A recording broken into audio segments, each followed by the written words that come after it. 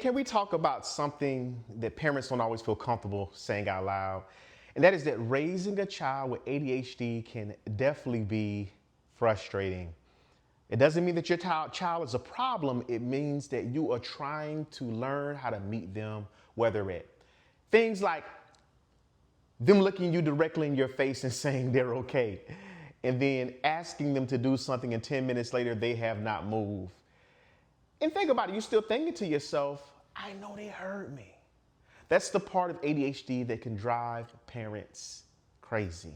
And there's actually a reason for all of this, and today we want to talk about it very briefly. This is one of the things that makes it feel intentional, but it's not. Here's what makes ADHD difficult to understand for parents, and a lot of the behaviors are hard to interpret.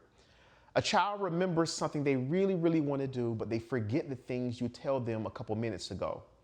If your child is a video game person, then they can sit there for hours on the video game, but get restless at their homework after like 20 minutes.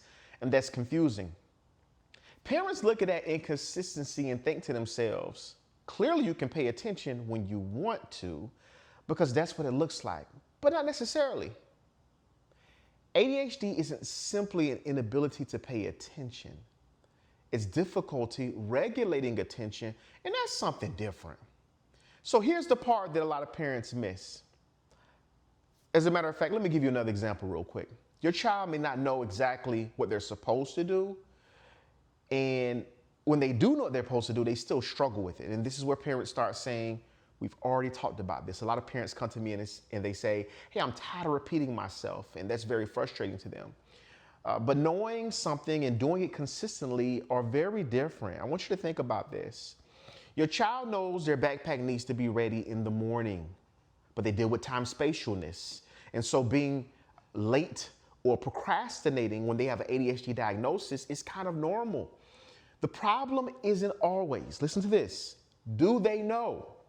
Sometimes it's, can they consistently turn what they know into consistent action? That's the executive functioning issue with ADHD. And ADHD can make that incredibly inconsistent. Now here's the other part, why parents eventually lose it.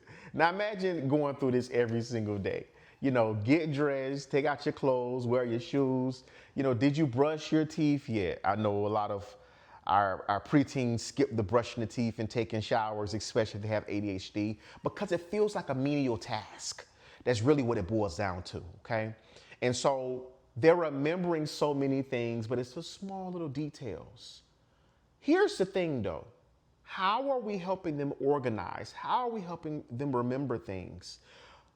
It's exhausting, I know, but this can help. This little work ahead of time can help, because sometimes parents have to understand ADHD more from a systems level, not from a I just told you so level, and then expecting their children to listen and follow directions immediately. So here's the shift. Here's how the shift happens. And so this is something I want you to practice. When you begin to see the inconsistency, don't immediately interpret it as disrespect. Ask yourself this question. If this is a won't, or is this I can't do it? Because those are different, okay?